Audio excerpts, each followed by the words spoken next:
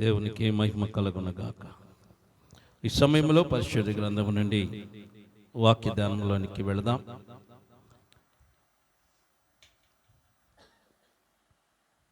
యోబు గ్రంథం 37వ అధ్యాయము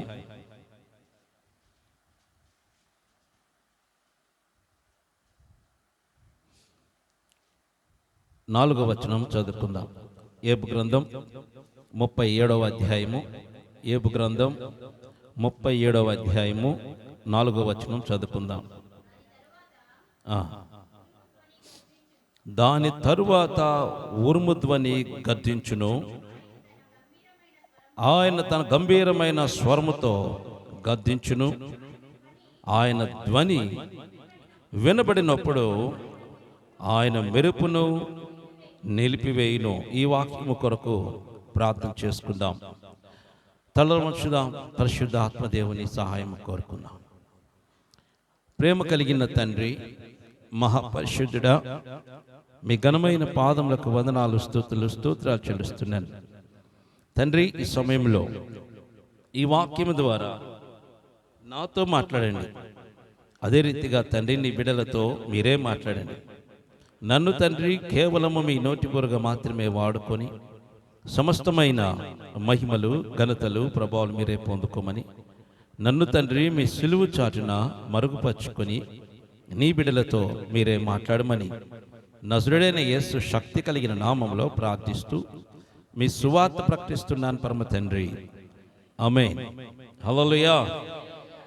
దేవుని వాక్యము ఈ విధంగా మనకు తెలియచేయబడుతున్నది. చూడండి, దాని తరువాత ఉరుముధ్వని గద్దించును, ఆయన తన గంభీరమైన స్వరముతో గద్దించును. ఆయన ధ్వని వినబడినప్పుడు ఆయన మెరుపును నిలిపివేయును అంటున్నాడు. అనగా ప్రియ దేవుని బిడ్డలారా, యోబు గారిని దేవుడు ఏ విధముగా దర్శిస్తున్నాడో చూడండి. యోబు గారిని ఎంత భయంకరంగా, ఎంత ప్రభావముతో ఆయన దర్శిస్తున్న సంగతి మనకు అర్థమవుతుంది. ఆయన శక్తి ఎంత గొప్పదో, ఆయన మహిమ ఎంత గొప్పదో, ఆయన ఎంత గంభీరమైన దేవుడో ఈ మాటలు మనకు అర్థమవుతున్నాయి. ఎంత గొప్ప కార్యము. ఆయన ఉరుముధ్వనిని గద్దించునట. ఏ ధ్వని? ఉరుముధ్వనిని గద్దించును. ఉరుమును గద్దించే ఈ లోకంలో అంత గొప్పవాళ్ళు ఎవరు లేరు, ఉండలేరు. దాని రూటు మార్చేవాళ్ళు ఎవరు లేరు, దాన్ని ఆపేవాళ్ళు ఎవరు లేరు. ఉరుము వచ్చిందంటే మెదలకుండా కూర్చోవడమే తప్ప ఏమీ చేయలేరు. ఉరుము వచ్చిందంటే దాన్ని ఎదుర్కొనే శక్తి మనుషులకు లేదు. మనుషులు అంటారు, నేను ఎంత గొప్పవాడిని, నేనెంత శక్తిమంతుడిని, ఇదిగో ప్రపంచం మొత్తం జయించాను, ప్రపంచాన్ని ఏలుతున్నాను, ప్రపంచమంతా నా గుప్పిట్లో ఉంది అనుకుంటారు. కానీ ఆ ప్రపంచాన్ని పరిపాలించే చక్రవర్తి కూడా ఒక్క ఉరుము వచ్చిందంటే దానికి దడుచుకొని పరుగులు తీయాల్సిందే. దాన్ని కంట్రోల్ చేయలేడు, దాన్ని ఎవరివ తరమో కాదు. కానీ మన ప్రభు అయిన దేవుడే దాన్ని గద్దిస్తాడు. దేవుని స్తుతి కలుగునగాక. ఎందుకంటే దాన్ని తయారు చేసింది ఆయనే, దాన్ని నియమించింది ఆయనే, దాన్ని నిర్మించింది, తయారు చేసింది, మనకు వర్షము కురిపించడానికి కావలసిన శక్తిని ఇచ్చింది ఆయనే. ఉరుము ద్వారా భూమికి శక్తిని అనుగ్రహిస్తున్నాడు. ఉరుములు పడటం ద్వారా భూమి యొక్క అయస్కాంతపు శక్తి అధికం అవడానికి దేవుడు ఆకాశంలో ఉరుములు కురిపించి ఆ ఉరుముల ద్వారా ఈ యొక్క భూమికి మ్యాగ్నెటిక్ పవర్ను పెంచుతున్నాడు. ఆ ఉరుములు క్రోగపోతే అయస్కాంతపు శక్తి పోయి మనుషులు, నీళ్లు మొత్తం కూడా శూన్యంలోకి వెళ్ళిపోతారు. ఒక్కళ్ళు కూడా భూమి మీద నిలబడరు. మనం అనుకుంటున్నాం భూమి చక్కగా ఉంది, మంచి పునాదులు వేసుకొని ఇల్లు కట్టుకున్నాం, ఏమీ కాదనుకుంటాం. చూడండి ప్రియ దేవుని బిడ్డలారా, భూమి రౌండ్గా తిరుగుతూ ఉంటుంది. అనగా మనం ఒకసారి కిందకి, ఒకసారి పైకి, ఇట్లాగ మనం కూడా మన ఇల్లు కూడా మనం నివసిస్తున్న వాళ్ళన్నీ కూడా ఇట్లాగ రౌండ్గా ఇట్లా తిరుగుతూ కింద నుంచి పైకి, పైనుంచి కిందకి ఇట్లా తిరుగుతూ జర్నీ చేస్తూ ఉంటాం. ఈ జర్నీ చేస్తున్న యొక్క భూమిలో మనం తిరుగుతున్న మనము ఈ యొక్క భూమి ఆకర్షణ శక్తి లేకపోతే మనము ఇట్లా కిందకు వచ్చిన వాళ్ళం ఇట్లా శూన్యంలో అందరూ పడిపోతారు. ఏ వ్యక్తి కూడా నిలబడి అక్కడ ఉండలేరు, అందరూ శూన్యంలో పడిపోతారు.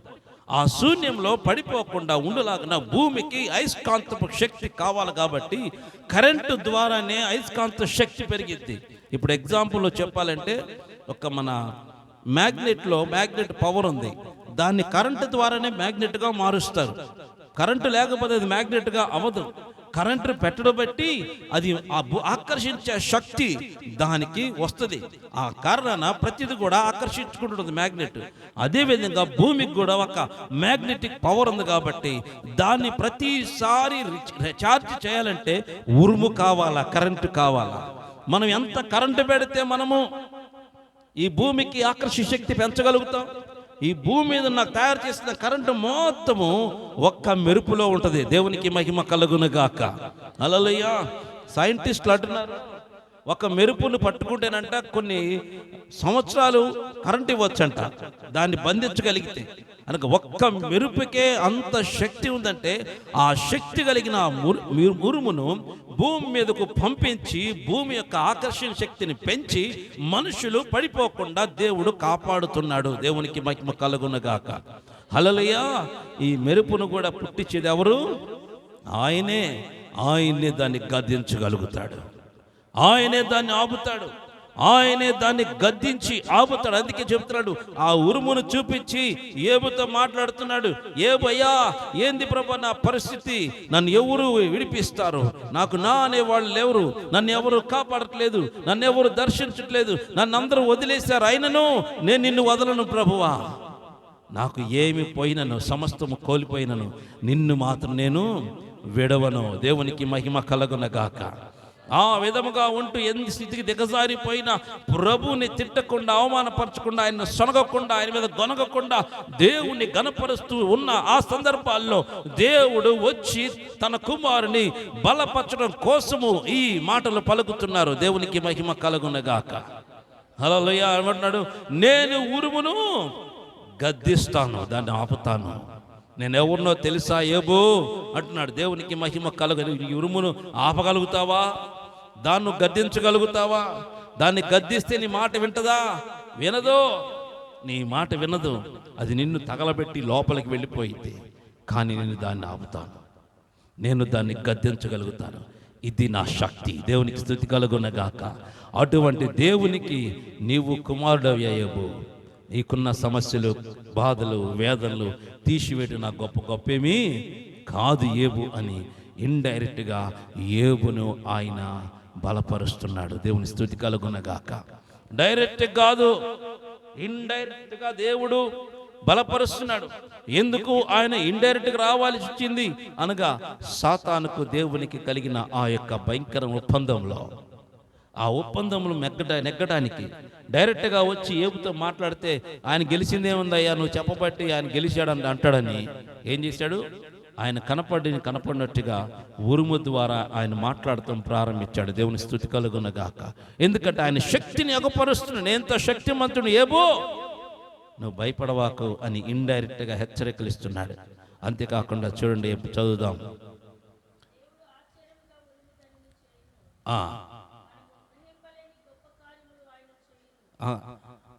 ఆయన దాని తరువాత ఉరుముధ్వని గద్దించును.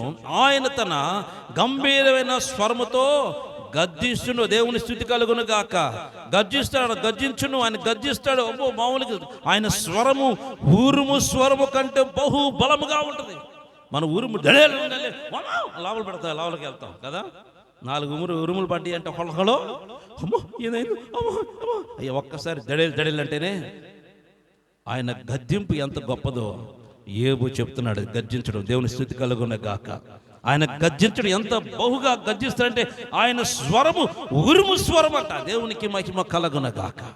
ఉరుము వలె ఉరుము ఢోమ్ అని మోగినట్టుగా ఆయన అట్ట మాట్లాడతాడంట. దేవుని స్తుతి కలుగునుగాక. హల్లెలూయా. అందుకే ఇశ్రాయేల్ ప్రజలు మోషేతో ఏమన్నాడు? మోషే, ఆయన మాట్లాడితే మేము చచ్చిపోతాం, ఆ స్వరం వినలేకపోతున్నాం. మోషే, ఇదిగో దయచేసి నువ్వే దేవునికి చెప్పు, నాతో మాట్లాడదు, నీతో మాట్లాడమను. అదేదో నువ్వే సావు, నువ్వే చచ్చి బతికుంటే మాకు చెప్పు, దేవునికి మహిమ కలుగును గాక. వాళ్ళనే మాట ఏంటి? మేము వెళ్ళాం, ఆ స్వరాన్ని వెళ్ళాం. ఎందుకంటే ఉరుము స్వరము కంటే అంటుంది ఆ స్వరం. అది వినాలంటే గుండెలు పగిలిపోతున్నాయి. మోషే, మేమందరం చచ్చిపోతాం, కాబట్టి నువ్వే వెళ్ళు, నువ్వే వెళ్ళి మాట్లాడు. ఒకవేళ బ్రతికుంటే రా, చస్తే అక్కడే ఉండిపో, ఎందుకంటే ఆ స్వరం మేము వినలే. మోషే ఎంత వెర్రోళ్ళు రా బాబు, దేవుని స్వరం వినటానికి అల్లాడిపోయారు. దొరికిన దేవుని స్వరాన్ని నిర్లక్ష్యముగా వారు కాలితో వారు తన్నుకున్నారు. అవును, అంత బలంగా మాట్లాడితే ఎవరికి వినపడిద్దమ్మా? ఎవరు భయపడరు? మామూలు స్వరం అది. సన్నని స్వరం అయితే కమ్మగా వినేవాళ్ళు. ఆయన సన్నని స్వరము కాదు. ఏ స్వరం అది? ఉరుము గర్జన. దేవునికి స్తుతి కలుగును గాక. ఉరుమలే గర్జిస్తున్నాడు. మోషే అనగల గుండె దడేటది. అయ్యా గడగడ ఎక్కడలా కుప్ప పడిపోతున్నారు. ఇప్పుడు కూడా చూడండి, దేవుని ఆత్మ తగిలి కొంతమంది ఏం చేస్తారు? ఆత్మ తాకంగానే దడేలు పడిపోతారు. పడంగాలి చాలా మంది అంటారు భ్రష్టులు. ఎవరు వీళ్ళు? భ్రష్టులు. విశ్వాసులు కూడా కాదు, విశ్వాస భ్రష్టులు అంటారు వాళ్ళు. వాళ్ళే ఉంటుంది ఇష్టం. ఆయన దగ్గరికి వెళ్తే ఊరక పడేస్తాడు. దేవుని ఆత్మ తగిలినప్పుడు పడక నిలబడతావు. నువ్వే రాయివా, నువ్వే ఉన్నా అమ్మా. బుద్ధి జ్ఞానం. ఒక సన్యాసి పలికితే ఆ సన్యాసికి ఇంకొక సన్యాసి యాడయ్యి పడేస్తారా. మా ఇంట్లో ఒక సన్యాసులు ఉన్నారు, మా బంధువులు సన్యాసులు ఉన్నారు.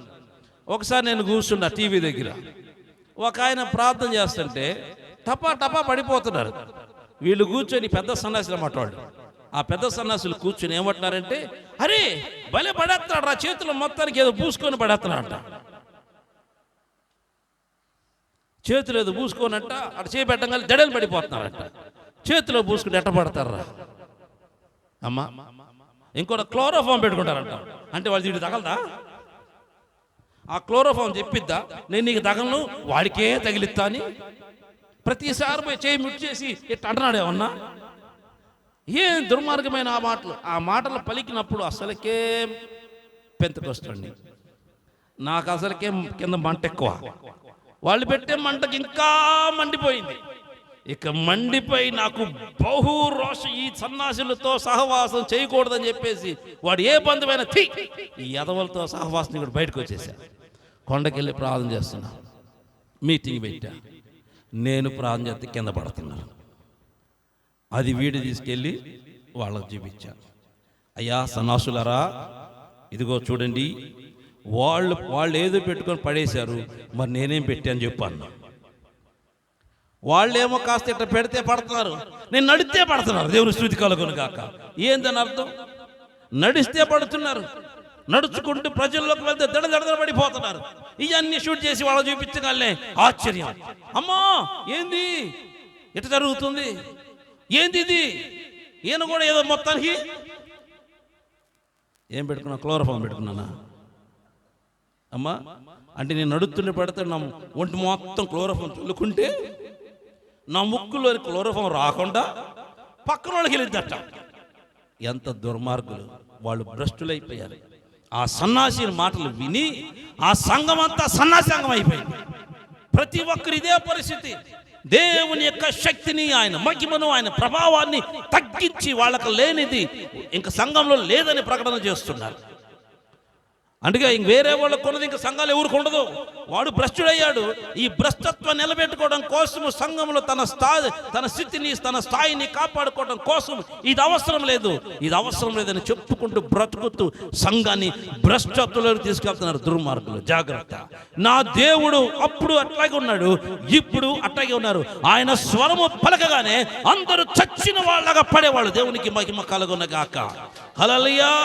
ఆయన స్వరము వినపడగానే మోషేతో తన ప్రజలతో దేవుడు వచ్చి మాట్లాడటానికి ఆయన వారి మీదకు దిగిరాగా ఆ తండ్రి వారితో మాట్లాడగానే అందరూ చచ్చిన వాళ్ళగా పడేవాళ్ళు. ఆ స్వరము అంత భయంకరమైనది. ఒక మెరుపు డడేళ్ళంటే నీ గుండె పగిలిపోతే ఆ మెరుపు కంటే బహు బలమైన స్వరము. దేవునికి స్తుతి కలుగును గాక. అంత బలమైన స్వరము తన ప్రజలతో దేవుడు మాట్లాడుతుంటే వాళ్ళన్నారు, మోషే మోషే మేము చచ్చిపోతాం మోషే, ఎందుకంటే గుండెలు ఆగిపోతున్నాయి ఆ స్వరానికి. చచ్చిపోతారా మా ఎంతలు? మెరుపు మెరితే బతుకుతారు. ఏమిరా అమ్మా, మెరుపు పోతేనట ఏం పోతున్నట్టంట.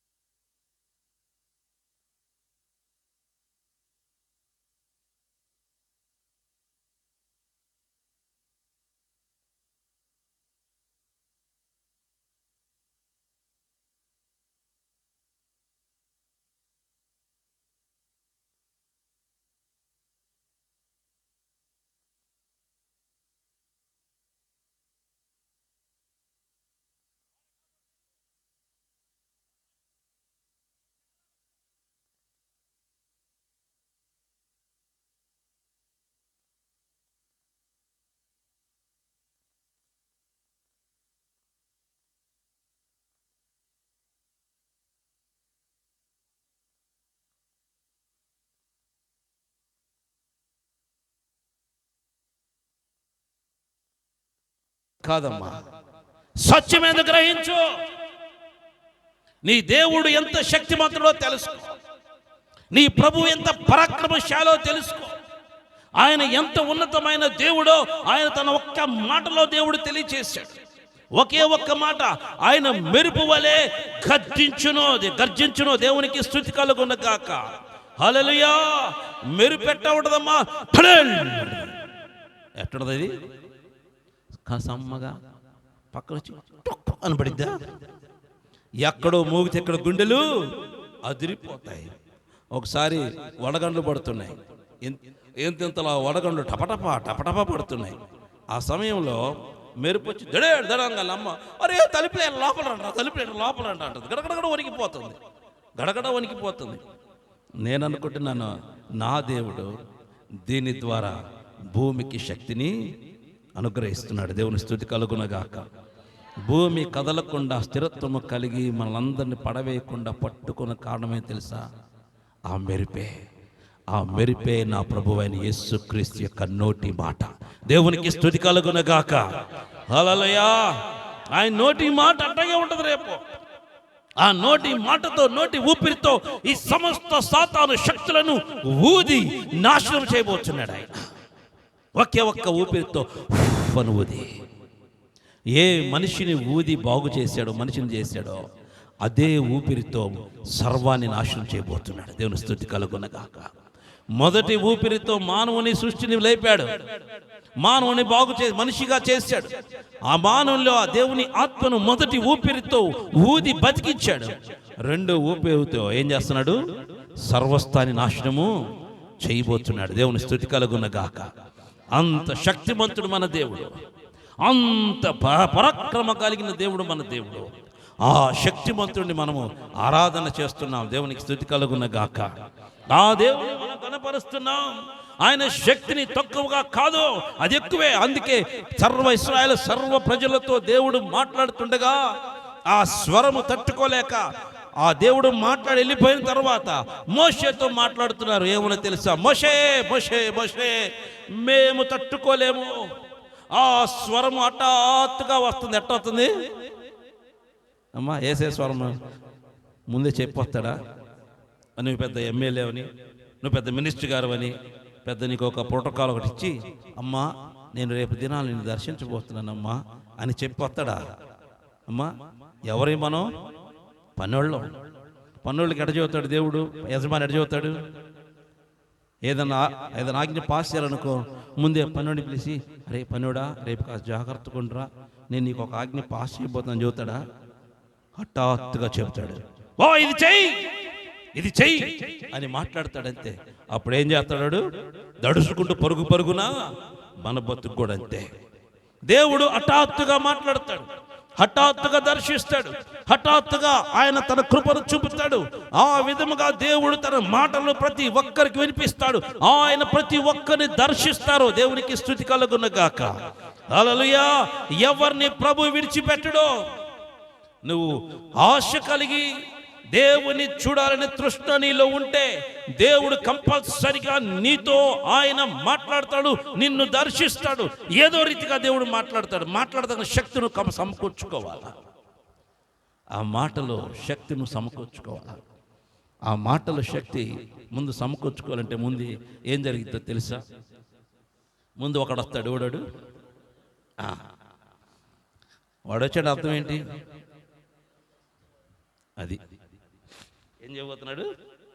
నెక్స్ట్ ఆయన రాబోతున్నాడు. ఎందుకంటే జయించకపోతే నువ్వు దేవుని యొక్క కుమారుడు కాలేవు. వచ్చిన ప్రతి సాతాను ఏం చేయాలి? నువ్వు జయించాలా. సాతాను రంగానే కాళ్ళు పెట్టుకోకూడదు. ఏం చేయాలమ్మా? సాతాను రంగాలే కాళ్ళు పట్టుకోకూడదు. ఏం చేయాలా? ఏబా ఓరా హో అనాలి. అంతేకాని రాగాలే రావేరా అని ఏం చేస్తారు? చాలామంది ఏం చేస్తారమ్మా? దైవ రంగులు ఏం చేస్తారు? ఎక్కడనే బండ బూతులు బయటికి వస్తాయి. బూతులు జడితే దానికి ఎట్లుంటుంది తెలుసా? దాని మీద పూలు జల్లినట్టుంటుంది. దేని మీద అమ్మా? నువ్వు బూతులు తిట్టావనుకో, దాని మీద పూలు జల్లినట్టు. పూలు జల్లితే ఎట్లుంటుంది? మనకి హాయిగా ఉంటుంది. పూలు జరుగుతుంటే, పూలు ఇటు జల్లుతుంటే ఎట్లుంటుంది? హాయిగా. వాడికి కూడా నువ్వు తిడుతుంటే ఎట్లుంటుంది? హాయిగా ఉంటుంది. నీ కొడుకుని అరే గాలిడా అన్నావు అనుకో, హాహా. అరే బేవర్చుడు అన్నానుకో, హాహా. ఏం తిడుతుంటాడు? ఎవరి మీద పడుతుండే ఎన్ని? అరే గాలిడా ఎట్లా అన్నాడు. ఎవడొస్తాడు? నీ కొడుకు వస్తాడా? వాడే వస్తాడు. అరే ఎదవా అంటే ఎవడైతే ఎదవేవుడు? వాడే. పనికి మాలోడేవుడు? పనికి మాలి పనులు మొత్తం చేసి అన్ని పనులు వాడి. దేవుని స్తుతి కలుగునగాక. ఒకవేళ మీ ఆయన మీద కోపం వచ్చిందనుకో, ఏమని పిలుస్తా మీ ఆయన్ని? మీ ఆయన కోపం వచ్చింది, కొట్టి ఇంట్లోంచి బయటకు వెళ్ళిపోయాడు. తర్వాత ఎవరైనా వచ్చేసి అమ్మ ఏం జరిగిందమ్మా అని అడిగింది అనుకో, ఏం చెబుతారు మీరు? ఏం చెప్తారు? సమాధానంతో మాట్లాడతారా? మా ఆయన నన్ను వచ్చి బాగా కొట్టి ఇప్పుడు వెళ్ళాడక్క, అయినా పర్లేదక్క, వందనాలక్క, కూర్చో అక్క, ఇదిగో దెబ్బలు ఒకసారి చూడక్క అని అంటావా? ఏం చేస్తావు అమ్మా? వామ్మో, మా గాలుడు మావులుడు కాదు, వాడు భయంకర దున్నపోతాడు. ఆ సన్నాసుడు వాడు కాలు ఇరిగిపోను, గాలి తిరిగి వచ్చేవాడు, ఆ తిరిగి వచ్చేవాడు, ఈడొచ్చాడు. ఎవరిని తిడతారు? చెప్పంగా ఎవడొస్తాడు? మీ ఆయన పోయి వాడొస్తాడు. అప్పుడేమైంది? రెండో కోటింగ్ మళ్ళీ వాడి ఆ ఇంట్లో ఆయన బయటికి ఇంట్లోకి రాగానే ఆల్రెడీ లోపల అంటాడు వీడు, ఎందుకు పిలుచుకున్నావు నువ్వే. వాడేం చేస్తాడు? ఇంక 2 వీక్ అంటాడు. మళ్ళీ 2 స్టార్ట్. మళ్ళీ ఎప్పుడు కంటిన్యూషన్. నీ నోరు ఆగదు, ఆయన చెయ్యి ఆగదు. అందుకే నోరు ఆగిపోవాలి. దేవుని స్తుతి కలుగునగాక. హల్లెలూయా. ఒక ఆమెకి ఏం చెప్పాను, నేనేం చెప్పి కొడుతుంటే ఏమనమన్నాను అమ్మా? ఏమనమన్నానమ్మా? ఒకసారి చెప్పాను కదా, మర్చిపోయారా? వాళ్ళ ఆయన వచ్చి కొడుతుంటే ఎవడేవాడు అంటున్నాడు అమ్మా. ఎవడేవాడు అంటున్నాడు. బగా బగా బగా కొడుతుంటే ఎవడేవాడు, నేను కాక ఇంకోటి నీకున్నాడు అంటున్నాడు. ఎవడోడు ఆడి పేరు అంటే అన్నిడు తెలియదు పాపం వాడికి. ఎవడోడు ఆ పేరు ఎగలవాడు ఎక్కడున్నాడు అంటాడు. గొల్ల కొట్టుడు కొట్టినాక నా పాపం అట్టాగే ఉంది. తర్వాత టీవీలో చూసింది పాపం. ఆ సమయంలో వాక్యం వస్తుంటే నేను వెళ్ళాను. ఆ సమయం నన్ను పిలవంగా నన్ను అనుకున్నాడు, వీడే కదా అనుకున్నాడు. ఎవడు కదా వీడే కదా నా పెళ్ళంటే ఇష్టపు శాతంది, వీడిని చంపుదాం అనుకున్నాడేం పాపం. నాకెళ్ళి ఊరిలో చూస్తున్నాడు. నేను అనుకున్నాను మొత్తాన్ని నాకు మూడిందిరా, ఈ పిల్ల అనవసరంగా పిలిపించింది, అయినా పర్వాలేదు, దేవునికి స్తోత్రం. తనిచ్చుకుందాన్ని మేలకొని కూర్చొని వీళ్ళలోపు నాకు దేవుడు మహాకృప ఏంటంటే టీవీ వస్తుంది. అప్పుడు అంటుంది, వీడెవడో నా పిల్ల మొత్తానికి ఒకటి పేరు వస్తుంది, వాడు ఎవడు అంటుంది. అనగాలి ఎవరయ్యా అనగాలి చెప్పగాలి, టీవీలో చెప్పించగానే అక్కడ కూడా అదే పేరు వస్తుంది. దేవుని స్తుతి కలుగునగా. అప్పుడు అన్నాను, అయ్యా ఆ పాషగా నేను మీరా అని అప్పుడెప్పుడు ఆయన దేవుని మహాకృపను బట్టి తప్పించుకున్నా. దేవుని స్తుతి కలుగునగా. ఇలాంటివన్నీ నాకెందుకు, నాకే తగులుతాయి. ఎందుకంటే నోరు బాగోదు కదా. నోరు మంచిగా ఉంటే అన్నీ బాగుంటాయి. నా నోరు గెలుక్కొని రోడ్డు మీద పోయిన కూడా మీద అట్టేసుకుని ఒకసారి అనిపించుకొని పోవడం దేవుని స్తుతి కలుగునగాక. ఎందుకంటే మా నాన్న అట్టగేసుకున్నాడు. రోడ్డు మీద పడే నిన్ను నన్ను ఏం చేశాడు ఆయన? భుజాన్ని వేసుకున్నాడు. దేవుని స్తుతి కలుగునగాక. భుజాన్ని వేసుకొని భరించి నీకు నాకు రక్షణ ప్రసాదించాడు. అందుకే ప్రియా దేవుని బిడ్డలారా, ఆ కాలంలో దేవుడు ఆయన స్వరం ఎంత భయంకరంగా ఉందంటే ఉరుము వలె గద్దిస్తున్నాడు. దేవుని స్తుతి కలుగునగాక.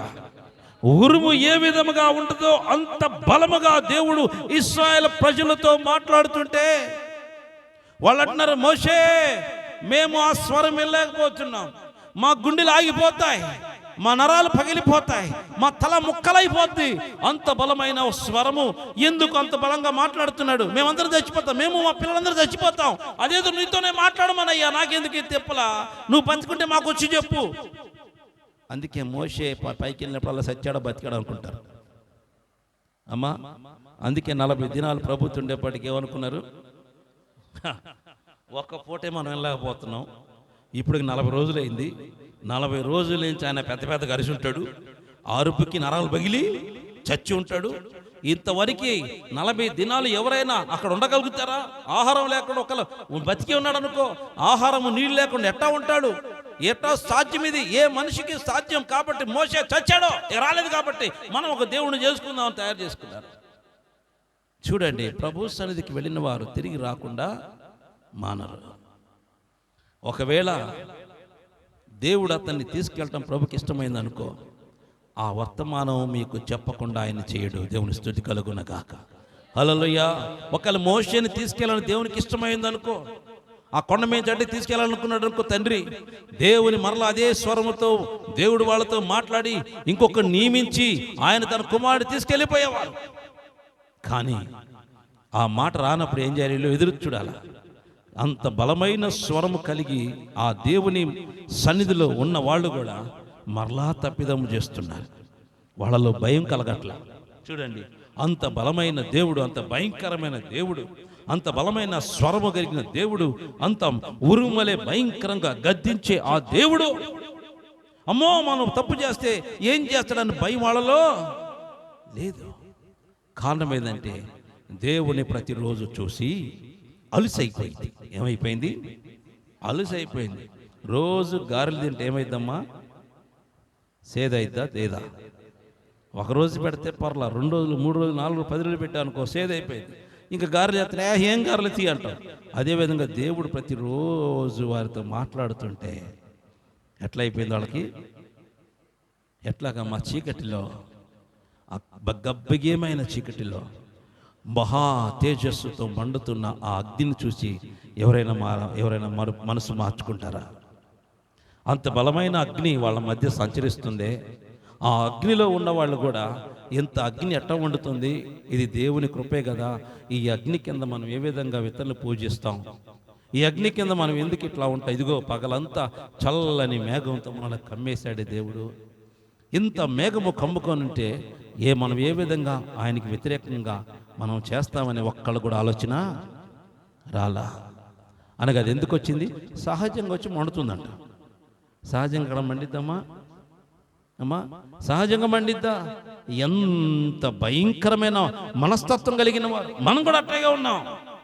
దేవుడు వచ్చి తన కార్యములు చేసి తన మహిమను అగుపరుస్తుంటే మనకి ఎట్టుందంటే ఏదో అలా డైలీ జరిగిపోతుంది, సహజమైపోయింది. దేవుడు వచ్చి మనల్ని దర్శించి ముట్టి బాగు చేసి తన కార్యములు జరిగిస్తూ మనతో ఆయన సంచారం చేస్తూ ఉంటే ఏముంది అదేందిలే, పెద్ద సంఘం ఏంది అది ఏమన్నా ఇంట్లో పెట్టుకుంటుంటే. అమ్మా, సంఘం అంటే లైట్లు, వెరైటీ లైట్లు ఉండాలి, పెద్ద పెద్ద స్టేజ్ ఉండాలి, కోట్లు ధరించుకోవాలా. ఏం ధరించుకోవాలా? కోట్లు ధరించుకోవాలా, స్టైల్గా రాని ఇంగ్లీష్తో తెలుగుతో మాట్లాడాలా. ఎట్ట ఏం మాట్లాడాలమ్మా? తెలుగే ఎట్ట మాట్లాడాలా? ఇంగ్లీష్ లాగా మాట్లాడాలా. అది సూపర్ సంఘం. ఓ ఎంత అద్భుతమైన సంఘం మాది, చాలా పెద్దది. మన జ్యోతినాడు అయ్యగారు వెళ్ళి నన్ను చాలా పెద్దగా లైట్లు ఎట్టున్నాయి, అంత లైట్, స్టేజీ వరకు మాత్రం లైట్లు మొత్తం చీకటే, కింద వాళ్ళంతా ఏంది పని, కిందంతా చీకటి ఉంది, పైన స్టేజ్ అంటే వర్షిప్ అప్పుడు అంటే చీకటి చేస్తారంట. ఎవరికి? వర్షిప్ చేసే వాళ్ళంతా కింద చీకటంట, స్టేజ్ మీద వాళ్ళందరికంతా వెలుగంట. ఏంది పని అంటే వాళ్ళు చేసేది కరెక్టే, వాళ్ళందరినీ చీకట్లో నిజంగానే తీసుకెళ్తున్నారు. వాళ్ళ కార్యం ముందుగానే చెబుతున్నారు ఏమని, అరే మిమ్మల్ని చీకట్లోనికి ఆశ్చర్యక వెలుగులోకి కాదు నడిపించేది, మిమ్మల్ని చీకట్లోనికి తీసుకెళ్ళిపోతున్నావురా అని చెప్పి లైట్ల ద్వారా కూడా సువార్త అందిస్తున్నారు. ఆయనను వాళ్ళకి బుర్రలో పనిచేయట్లా. ఆ చీకట్లో అక్కడొక లైట్ ఉండగలి దేవునికి స్తోత్రం స్తోత్రం, ఇదే నిజమైన వెలుగు అనుకుంటున్నారు. నో, వెలుగు అది కాదు. దేవుడు ఎక్కడ ఉంటాడో అది వెలుగు. దేవుని స్తుతి కలుగునగాక. హల్లెలూయా.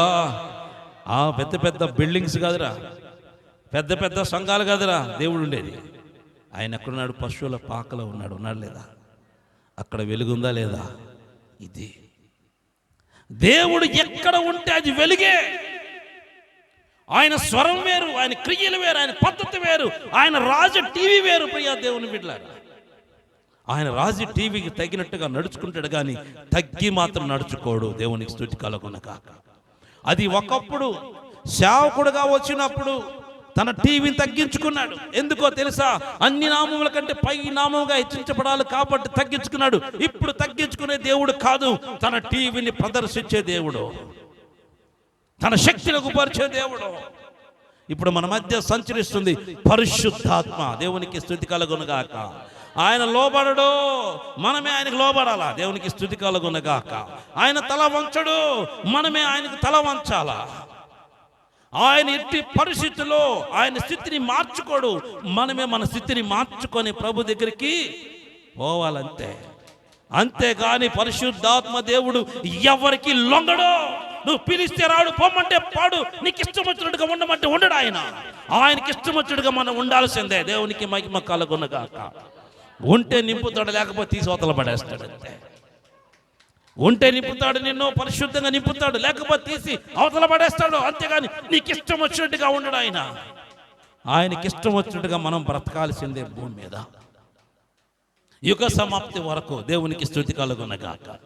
యుగ సమాప్తి వరకు ఆయనకు లోబడి బ్రతకాల్సిందే, ఆయనకు లోబడి జీవించాల్సిందే, పరిశుద్ధంగా ఉండాల్సిందే. ఆయన ఎక్కడ ఉన్నాడో అక్కడికి నువ్వు వెళ్ళవలసిందే. అంతే. యేసుక్రీస్తు మాదిరిగా,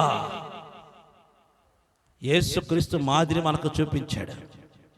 యేసుక్రీస్తు ఒక మాదిరి చూపించాడు. ఎక్కడ పరిశుద్ధాత్మ ఉందో అక్కడికి ఆయన పోయాడు. ఎక్కడికి పోలేక బాప్టిజం ఎక్కడ తీసుకున్నాడమ్మా? పరిశుద్ధాత్మతో నింపబడి ఉన్న వ్యక్తి దగ్గరే బాప్టిజం తీసుకున్నాడు. కానీ పరిశుద్ధాత్మ లేని సంఘములో ఆయన లేడు. ఆయన తీసుకోవాలి. ఎందుకంటే సంఘానికి చెప్పాడు దేవుడు, సూచనలు తెలియచేశాడు. ఇదిగో ఎక్కడ పరిశుద్ధాత్మ ఉన్నదో అక్కడికి నువ్వు వెళ్ళు, నిన్ను వాళ్ళు సర్వసత్యంలోనికి నడిపిస్తారు. దేవునికి స్తుతి కలుగునగాక. హల్లెలూయా. ఇప్పుడు పరిశుద్ధాత్మ కలిగిన వారితో సహవాసం కాదు, స్టైల్. మేము చేసే మాకున్న ర్యాంకును బట్టి ర్యాంకు కలిగిన సంఘం కావాలా, మాకున్న ధనాన్ని బట్టి ధనానితో సరిపోయే సంఘం కావాలా, ఏసీ కావాలా, కుర్చీలు కావాలా, ప్రశాంతంగా ఉండాలి. ఎందుకంటే రేపు కాలాలి కదా. ఒకసారి అంటే ఒక పాస్టర్ గారు, నేను ముగ్గురు మొత్తానికి ఒక హోటల్ తీసుకున్నా. ఒంగోలులో హోటల్ తీసుకున్నా. హోటల్ తీసుకుంటే బాగా ఏసీ పెట్టుకున్నాడు. అసలు లోపలికి వెళ్తే సలసల వణికిపోతున్నాడు అనమాట. అంటే డబ్బులు కట్టాంగా వాడదామని చెప్పి ఫుల్గా వేసేస్తున్నాడు. నేను ఈలోపు ప్రేయర్ ముగించుకొని వస్తున్నప్పుడు బయట నుంచి నాకేందో బయట నుంచి ప్రార్థన చేస్తా కూర్చున్నా.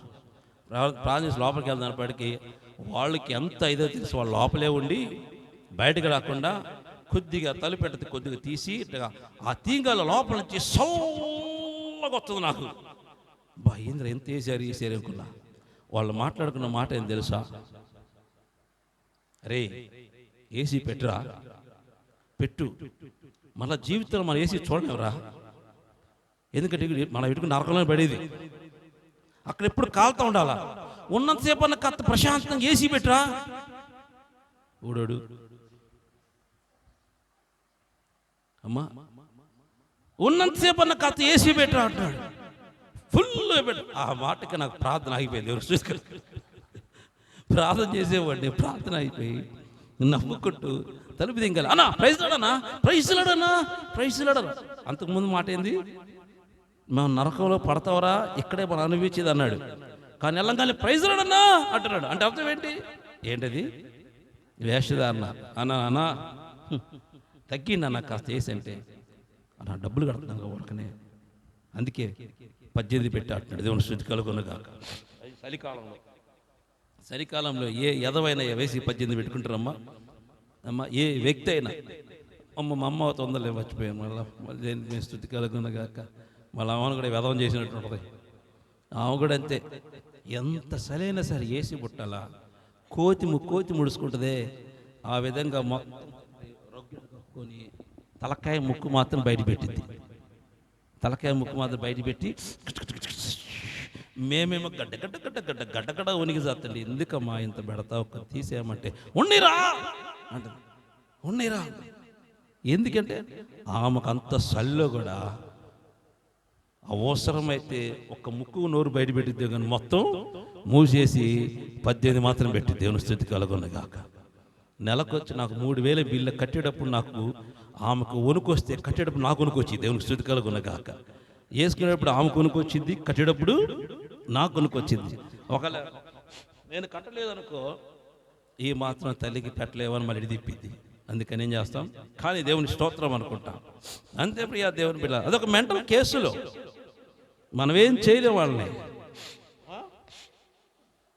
ఆ మెంటల్ కేసులు పాజిటివే. మెంటల్ మెంటలుగా, మంచోళ్ళుగా, పరిశుద్ధులుగా, పాపులుగా ఉన్నిటివే. కాకపోతే సాక్షాత్తమై ప్రకటన చెయ్యి, అంతే. దేవుని స్తుతి కలుగును గాక. హల్లెలూయా. అవును ప్రియా దేవుని బిడ్డ, లోపల కూర్చో వాళ్ళకి తెలుసు నేను పరలోకం పోన్రా బాబని. నీకు తెలుసు నువ్వు పరలోకం పోవని. మరి ఎవరు పోతారు? పరిశుద్ధులు సహవాసంలో ఉన్న వాళ్ళు మాత్రమే దేవుని సన్నిధికి పోతారు. దేవుని స్తుతి కలుగును గాక. పరిశుద్ధుల సహవాసం, దేవుని సహవాసంలో ఉండాలి. యేసయ్య ఎట్టా వచ్చాడో తెలుసా? అప్పుడని గుర్తుపెట్టుకోండి. ప్రధాన యాజకులు ధనికుల స్థానంలో నుంచి వచ్చారు. తన బిడ్డలు యాజకత్వం చేసుకుంటూ ధన సంబంధ సమృద్ధిలో నుంచి వచ్చి ధన సంబంధమైన మాటలు మాత్రమే చెప్పి వారిని బలపరిచి వెళ్ళిపోయారు. నా యేసయ్య దరిద్రం నుంచి వచ్చాడు. గుర్తుపెట్టుకోవాలి. మీకు నేను ఎగ్జాంపుల్ చెబుతున్నాను. నా యేసయ్య దరిద్రం నుంచి వచ్చాడు. దరిద్రం నుంచి మాడుతూ తగ్గించుకొని వచ్చి రాజ్య సువార్త ప్రకటిస్తున్నాడు. దేవునికి మహిమ కలుగును గాక.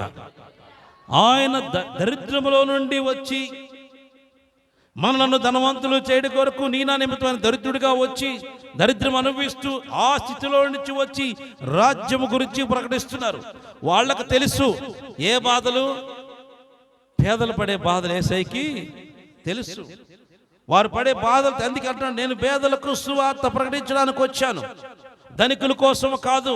నేను పేదలకు మాత్రమే, పేదలకు సువార్త అందించబడుతుంది. ఎందుకంటే ఆయన పేదవాడిగా వచ్చారు కాబట్టి వారి స్థితిగతులు వాళ్ళకు తెలుసు కాబట్టి దేవుడు వారి మధ్యకి వెళ్ళి దేవుని సువార్తను ప్రకటించారు. వీళ్ళట్ట కాదు, యాజకులట్ట కాదు. ఎవరు ధనికులుగా ఉంటే వాళ్ళకే సన్మానాలు ఇచ్చేవారు, వాళ్ళకే ప్రధాన స్థానం ఇచ్చేవాళ్ళు, వాళ్ళే అక్కడ కూర్చోబెట్టేవాళ్ళు, వాళ్ళకే ప్రత్యేకమైన అర్పణలు, వాళ్ళకే ప్రత్యేకమైన పూజలు, వారికే ప్రత్యేకమైన స్థానాలు ఇచ్చుకుంటూ వచ్చేవాళ్ళు. ఎందుకంటే డబ్బులు ఎక్కువ ఇస్తున్నారు కాబట్టి. అక్కడున్న ప్రజలు, ఇశ్రాయేల్ ప్రజలు ఎక్కువ శాతం ధనవంతులు మొత్తం కూడా ప్రధాన యాజకుల యొక్క చేతిలో ఉన్నారు. కానీ ఏమీ లేని కడుపేద అందరూ కూడా యేసయ్య చేతిలో ఉన్నారు. దేవుని స్తుతి కలుగును గాక. హల్లెలూయా. ఇప్పుడు సంఘాలు కూడా అదే పరిస్థితి అయిపోయింది.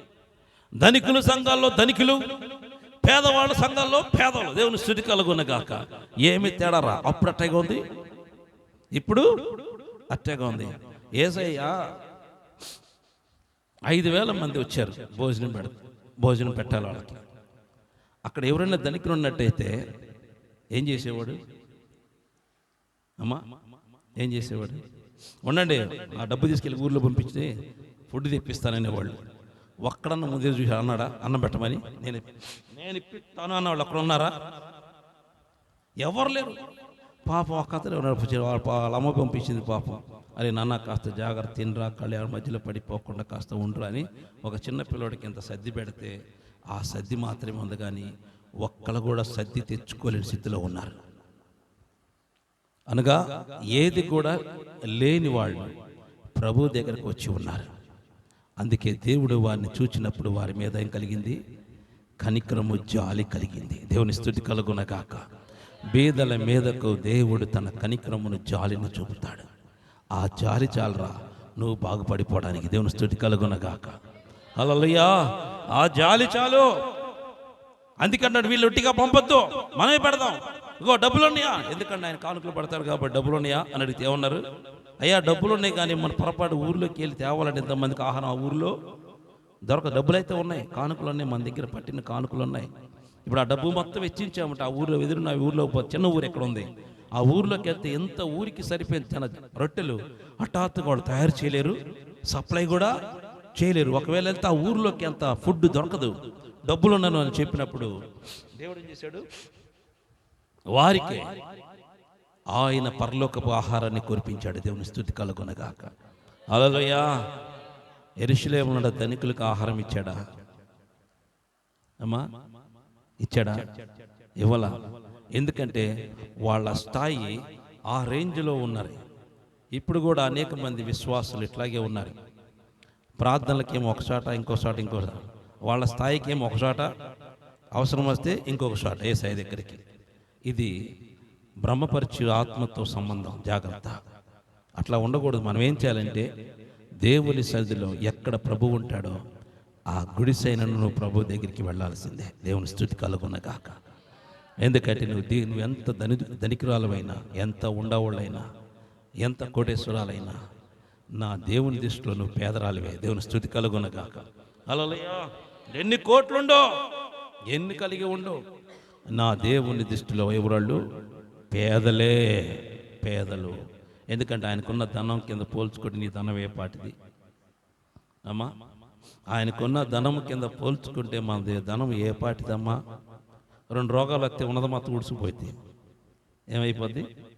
చిన్న రోగాలు 2 చాలు. లేకపోతే ఒక దోమను పంపించి కుట్టన్నాడు అనుకో, ఆ దోమ కుడితే అది కనుక్కోవడానికి అయ్యే పరీక్షలు సరిపోద్ది మన ధనం అంతా. వెరైటీ దోమ పంపించడానికి దేవుడు ఏం చేస్తాం? కుట్టిందంటే ఇంక అయిపోయినట్టే, ఉన్నది మొత్తం పోయింది. మరలా వచ్చి మళ్ళీ దగ్గరికి వచ్చి అయ్యా యేసయ్యా నా బిడ్డను బతికించని అడుక్కోవాల్సిందే.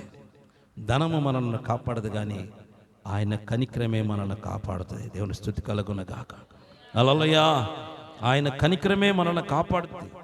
అందుకే వారిని చూచి కనికరపడ్డాడు. ఆ కనికరంతో వారికి ఆహారం ఇచ్చారు. ఆహారం తిని వాళ్ళు ఎట్టబరిగెత్తుంటారా? ఎడబరిగెత్తుంటారు? శక్తికి మించిన పరిచర్యగా పరిగెత్తినట్టుగా వాళ్ళు అక్కడి నుంచి గొంతులు వేసుకుంటూ పరిగి. ఎందుకంటే ఆ ఆహారం పరలోకం నుంచి వచ్చింది కాబట్టి. బా, ఎంత ధన్యులు రా బాబు, ఎంత ధన్యులు. ఒకసారి మీకు ఒక సాక్ష్యం చెప్పాను, గుర్తుంది లేదా మీకు? మన ఫస్ట్ సంఘం స్టార్ట్ చేసినప్పుడు గుంటూరులో ఒక ఫ్యామిలీ రక్షించబడింది. ఆ ఫ్యామిలీ జీవనోపాధి అని తెలుసా? రిక్షా బండి వేసుకొని బ్రతకటం. బలాగుడు బండి, బల్లబండి అదేసి బతికితే తన కుటుంబం తింటది. తన భార్యకు బాప్టిజం ఇచ్చాను, ఆయనకు కూడా బాప్టిజం ఇచ్చాను. తర్వాత ఏమైందంటే ఒకరోజు ఆటనగర్కి ఇనుముతో కూడినవి ఆ బండి మీద వేసుకొని, ఆ రోజు ఇంట్లో అన్నం లేదట, ఈ బాడికి వచ్చింది, అది వేసేసి తెచ్చుకొని ఇంటికి వెళ్ళి ఆ డబ్బులతో మనం ఇంట్లో పోషించుకోవచ్చు, తినొచ్చని, బియ్యం తెచ్చుకుందామని, ఇంటి పిల్లలకు పోషించుకుందామని ఆ బాడికి వస్తే అది దానికోసం వెళ్ళి ఆ ఇనుము వేసుకొని ఆటో నగరం తీసుకెళ్తున్నాడు. ఏ టైం తెలుసా? రాత్రి 12 గంటలకి. రాత్రి 12 గంటల సమయంలో ఆ బాడికి తీసుకొని ఆటో నగరం పోతున్నాడు.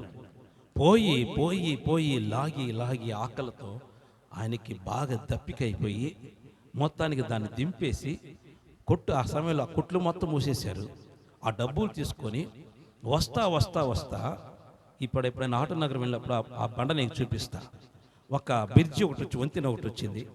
ఆ వంతెన పక్కనే బండి పెట్టేసి అక్కడే స్పృహ తప్పి పడిపోయాడు. ఇకంతే ఆకలి, నీళ్లు, దాహం అవుతుంది. చాలా భయంకరంగా ఉంది పరిస్థితి. ఇక ఆ సమయంలో నాకెందుకో తెలీదు, దేవుని ఆత్మ అతని కోసం ప్రార్థన చేయని 2.5 గంటల సమయానికి దేవుడు నాకు తెలియజేయగా వెంటనే లేచి రాత్రి కూర్చొని ప్రార్థన చేస్తున్నా. తండ్రి, నీ కుమారు కుటుంబాన్ని కాపాడు తండ్రి, కాపాడు కాపాడు, నువ్వు రక్షించండి, వారిని పోషించండి, సంరక్షించండి అని ప్రార్థన చేస్తున్నా. ప్రార్థన చేస్తుండగానే వెంటనే ఆయన పక్కన, గోడ పక్కన ఒక ట్యాప్ అంట బద్దలయ్యి నీళ్లు ఇట్లా వస్తున్నాయంట. ట్యాప్ బద్దలయ్యి ఇంత దార, సన్న దార, నోట్లో పట్టేంత దార మాత్రమే లెగిసి ఇట్లా నీళ్ళు కింద పడుతుందంట. ఆ సౌండ్ విని ఎక్కడ నీళ్ళు అని చెప్పి లేగంగానే ఆ చీకటిలో తెల్లగట పడుతుంది నీళ్లు. వెంటనే పోయి ఆ నీటిని తాగాడంట. ఆ నీటిని తాగగానే చెప్పలేని శక్తి వచ్చింది. కొద్దిగా పరలో అమ్మయ్య తెప్పరిల్లాడు. తెప్పరిల్లిన తర్వాత ఆయన పక్కన ఒక వ్యక్తి ఆ గోనిపట్ట కట్టుకొని ఇంత పెద్ద గడ్డం వేసుకొని గోనిపట్ట ముసుకేసుకొని పాత బట్టల్లాగా ఆయన నిలబడి వచ్చి ఒక పొట్లము ప్యాకెట్ అక్కడ పెట్టేసి, ఇదిగో ఈ ప్యాకెట్ తిను అని చెప్పాడంట. అనగానే ఎవరైనా చూడగానే ఆయన మాయమైపోయాడు. పొట్లం మాత్రం అక్కడే ఉంది. ఆ పొట్లం పట్టుకోగానే వేడిగా ఉందట. పొట్లం అప్పుడే ఫ్రెష్గా మడత తీసుకొచ్చిన వేడిగా ఉంది. వెంటనే ఆ దాంట్లో తీసుకొని ఓపెన్ చేయగానే చపాతి. ఆ చపాతి 2 ముక్కలు తినగానే కడుపు నిండిపోయిందంట, శక్తి వచ్చేసిందంట. ఇక వెంటనే చపాతి మడత తీసుకొని నా భార్య తింటుందని చెప్పి మడత తీసుకుని ఇంటికి వెళ్ళిపోయాడు. ఇంటికి వెళ్ళిపోయిన తర్వాత ఇక రిక్షా దొక్కుతుంటే విజయవాడ గుంటూరు బ్రిడ్జి ఒకటి ఉంది కదా, ఇట్లా ఎక్కాల. బస్ స్టాండ్కి వెళ్ళేటప్పుడు అట్లా ఎక్కే బ్రిడ్జి అంట తొక్కుతుంటే ఎట్టబోతుందంటే దిగేటప్పుడు పోతుందంట. టకా తొక్కుండా ఇంటికి వెళ్ళిపోయి ఆ యొక్క చపాతి అసలు దాంట్లో ఉన్న కూర కూడా అసలు మధురంగా ఉందంట, చాలా అమృతంగా ఉందట ఆ కూర కూడా. ఆ కూర తీసి ఆ చపాతి తీసి తన బిడ్డలకు, తన భార్యకి పెట్టగా ఆమెకు రక్తస్రావం ఒక్క దెబ్బతో కట్టబడిందట. దేవుని స్తుతి కలుగును గాక. హల్లెలూయా. అది తినగానే ఆమె రక్తస్రావం ఒక్క దెబ్బకు ఆగిపోయింది.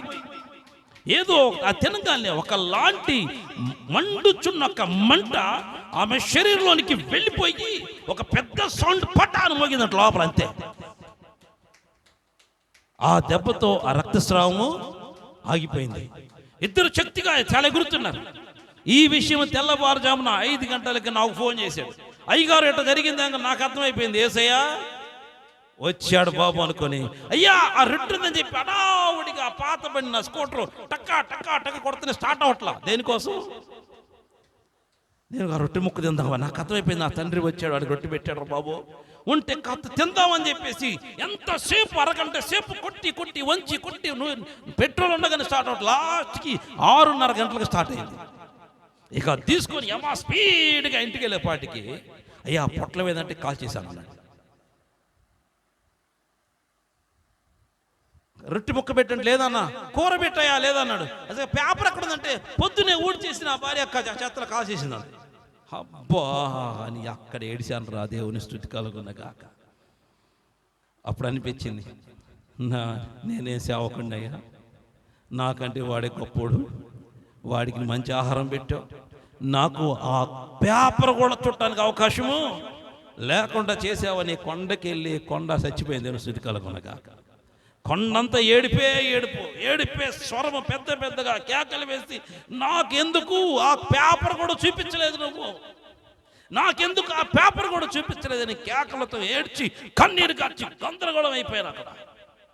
ఎంత కృప చూడండి, ఎంత అదృష్టం. తన బిడ్డల మీద ఎంత కృప దేవుడు చూపుతాడు చూడండి రా. పేదలతో ఆయనట్ట సహవాసం చేస్తాడు. దేవునికి స్తుతి కలుగును గాక.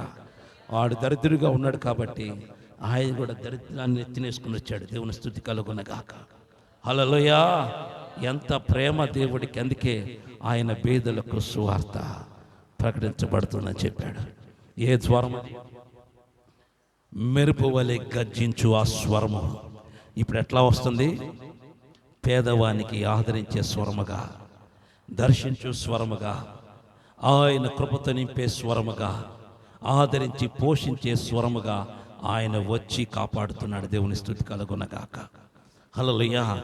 అప్పుడు చెప్పానయ్యా, నీకు రాత్రి రొట్టిచ్చింది ఎవరో తెలుసా? ఎవరన్నా అన్న? దేవుడన్నా. దేవుడా అన్నాడు. నీవు తాగి నీళ్ళేదో తెలుసా? దేవుని ద్వారా వచ్చిన జలాన్ని నువ్వు తాగావు. నువ్వు వెళ్ళి అక్కడికి వెళ్ళి చూడు, అక్కడ ట్యాప్ ఉండదని చెప్పా. ఏ పైపు పగలేదు, అక్కడ ఏది కూడా పగలేదు. నువ్వు పో, చూసుకో. పోనంగానే అక్కడ పరుగున ఆటో రిక్షా ఎదుర్కొన్నాడు పోతే అక్కడ పైపు లేదు, పగిలినట్టు కూడా ఛాయలు, గంటలోనే పగిలినట్టు ఛాయ లేదు, తడిసినట్టుగా తడి లేదు, అక్కడ పైపే లేదు. ఆయన ఎక్కడి నుంచి నీళ్ళు ఇచ్చాడురా? అమ్మా, తన బిడ్డల మీద ఎంత ప్రేమ చూడరా. నిజముగా నువ్వు ప్రభువు మీద ఆనుకుంటే ఆయన నీ కోసం ఏమైనా చేస్తాడు. దేవుని స్తుతి కలుగునగాక. ఆ రాత్రి తన బిడ్డను బ్రతికించుకోవటం కోసము భూమిలో నుంచి జలాన్ని పుట్టించాడు. దేవుని స్తుతి కలుగునగాక. అక్కడ పైపు లేదు, అక్కడ పగల్లేదు. నేను కూడా పోయి అక్కడ చూశాను. అక్కడ పైపు అనేది లేనే లేదు, అక్కడ పగిలినట్టు కూడా లేదు. ఎంత కృప అయ్యా! ఎక్కడ కూర్చున్నాడు ఆయన అన్న? ఏడా ఎక్కడ కూర్చున్నాడు ఆయన అంటే, ఈ ప్లేస్ అనగా వెళ్ళాడు బోర్లు పడ్డా. దేని మీద? ఆ బండ మీద బోర్లు పడి కూర్చున్న దగ్గర ముద్దు పెట్టుకుంటే ఏమవుతుంది? మట్టి వచ్చి. దేవుని స్తుతి కలుగునగా. నా ఆశయం తెలుసా? ఇక్కడ ఆయన కూర్చున్నాడు, ఇక్కడ ఆయన నా చేయి పెట్టినా చాలు. దేవుని స్తుతి కలుగునగాక. హల్లెలూయా! ఎంత కృప తన బిడ్డల మీద, ఎంత కృప. అది ఏ సంఘానికి వచ్చింది ఆ కృప? ఎక్కడ వచ్చింది ఆ ధన్యత? ఎక్కడ వచ్చింది ఆ కృప? ఆయన సంచరిస్తున్న సంఘంలోనే ఆ కృప ఉంటుంది. దేవుని స్తుతి కలుగునగాక. హల్లెలూయా! ఆయన సంచరిస్తున్న సంఘం మీద తన బిడ్డలను ఆయన కనురెప్పల్లో కాచుకుంటాడు. ఇశ్రాయేల్ ప్రజలు ఆ ప్రేమను వారు అర్థం చేసుకోలేకపోయారు. ఆయన స్వరముతో మాట్లాడుతుంటే గడగడా వణికారు, గడగడా అని అల్లాడిపోయారు. అయినను వాళ్ళు చెప్పారు, ఎంత మూర్ఖమైన స్వభావం చూడండి. రాత్రి వేళ అగ్ని స్తంభముగా మండుతూ, పగటి వేళ మేఘ స్తంభముగా వారి మీద కృప చూపుతూ, ప్రతిరోజు వారిని ఆవరిస్తూ ఉంటే ఆ ఆవరణలో వాళ్ళు ఉండి, ఆవరణలో బ్రతుకుతూ దేవునికి వ్యతిరేకమైన కార్యకలాపాలు చేస్తూ బ్రతుకుతున్నారు. అందుకే దేవుని ఉగ్రత వారి మీదకి వచ్చి మొత్తాన్ని సమరించాడు దేవుడు.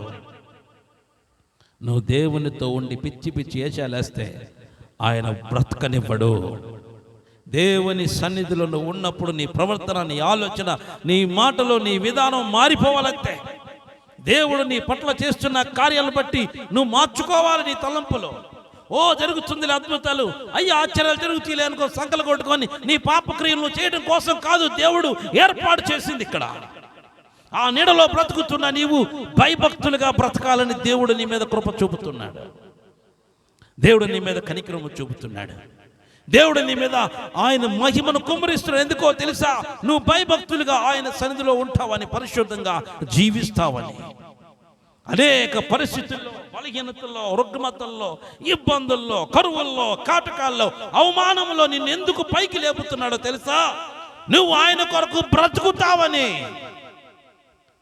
ఇక్కడికి వచ్చి సాక్ష్యం చెప్పి 100 రూపాయలు ఎత్తావని కాదు. సాక్ష్యం కోసం దేవుణ్ణి కార్యాలు చేయడు. నువ్వు సాక్ష్యము చెప్పినా చెప్పకపోయినా నా దేవుడు, నా తండ్రి పరిశుద్ధుడు, గొప్ప దేవుడు, శక్తిమంతుడని ప్రపంచం మొత్తానికి తెలుసు. నువ్వు చెప్పినంత మాత్రాన కాదు, ప్రపంచం మొత్తానికి తెలుసు నా దేవుడి శక్తి. కానీ ఎందుకు కార్యం? సాక్ష్యాల కోసం కాదు కార్యాలు చేసేది, నీ కోసం. నువ్వు రక్షించబడతావని, నువ్వు ఇకనైనా నమ్ముతావని, ఇకనైనా పరిశుద్ధంగా జీవిస్తావని, ఇకనైనా పరిశుద్ధమైన బ్రతుకుతావని, దేవుడు యథార్థమైన స్థితిలో ఉన్న సంఘంలో నువ్వు ఎదుగుతావని దేవుడు నీ పట్ల కార్యములు చేస్తూ ఉన్నాడు. అంతేగాని వేరే ఉద్దేశంతో కాదు ప్రియా దేవుని బిడ్డలారా. అందుకే దేవుడు ఎట్లా గద్దిస్తున్నాడు? ఆయన ఉరుము వలె గద్దిస్తున్నాడు. రేపు ఒక దినము అదే ఉరుము శబ్దము వినబోతున్నాం. అదే ఉరుము, ఒక రాజు ఉరుమబోతుంది, అదే గర్జన రాబోతుంది, దేవుని గర్జన. ఆ గర్జనలో నువ్వు ఉంటావలే తేల్చుకో. నువ్వు ఉన్నావంటే ధన్యుడివే, లేకపోతే నిత్య నరకమే, నిత్య నరకమే. అవును ప్రియ దేవుని బిడ్డలారా, మన పరిస్థితులు, మన స్థితిగతులు అన్ని జాగ్రత్తగా చూసుకోవాలా. ఎక్కడ కూడా మచ్చ డాగు లేకుండా చూసుకో. నువ్వు ప్రభుని చూడాలా, నీ నేత్రములు ప్రభుని చూడాలా, నీ కళ్ళు ప్రభుని చూడాలా, నీవు నీ దేవుని చూడాలా. అంతే. ఈ సంఘములో ఈ 2024 తీర్మానం ఏంటి? ప్రభుని చూడాలా. దేవునికి స్తుతి కలుగునగాక. ఈ 50 వారాలు ఇదే మాట వస్తుంది, వేరే మాట ఇంకొకటి రాదు, వేరే మాట రాదు. ఇక 50 వారాలు, ఈ సంవత్సరం మొత్తం అంతం వరకు ఇదే వాక్యం, నువ్వు ప్రభువుని చూడాలా. దేవునికి స్తుతి కలుగునగాక. మన సంఘములో నేను ప్రభువుని చూచానని సాక్ష్యాలు ఇక్కడ చెప్పాలా. దేవునికి మహిమ కలుగునగాక. ఈ సంఘంలో ఈ నూతన సంవత్సరం సాక్ష్యాలు ఏందో తెలుసా? ఏం సాక్ష్యం చెప్పానమ్మా? అది దేవుని చూచిన సాక్ష్యం మాత్రం ఇక్కడ చెప్పాలి. కానీ దేవుడు నన్ను ముట్టాడు, నన్ను స్వస్థపరిచాడు, నాకు ఇల్లు ఇచ్చాడు, నాకు పొలం ఇచ్చాడు, ఇక సాక్ష్యాలు. ఆ సాక్ష్యాలకి ఇక్కడ తావు లేదు. దేవునికి స్తుతి కలుగునగాక. ఒకే ఒక గొప్ప సాక్ష్యం కావాలా. అదేంటంటే నీవు ప్రభువుని చూసిన ఆ సాక్ష్యం ఇక్కడ కావాలా. అదే ఇక్కడ ఉండాలి. ఈ సంఘంలో నువ్వు ప్రభువుని చూచిన వ్యక్తిగా ఉండాలా. నువ్వు నా దేవుని చూడ, నీ తండ్రిని నువ్వు చూడాలంతే. ఎందుకంటే ఇశ్రాయేల్ ప్రజలు ప్రభువుని చూడకపోయినా స్వరం విన్నారు. ఆ స్వరం విని కూడా ఆ స్వరానికి లోబడక నాకు ఆ స్వరం నాకు వద్దని తోసేశారు. అది మోషేతో మాట్లాడేది. మోషేతో అదే స్వరం మాట్లాడింది. మోషే దాన్ని విన్నాడు, గ్రహించాడు, జాగ్రత్త కలిగి బ్రతికి అంతవరకు తన విశ్వాసాన్ని కాపాడుకున్నాడు. దేవునికి స్తుతి కలుగునగాక.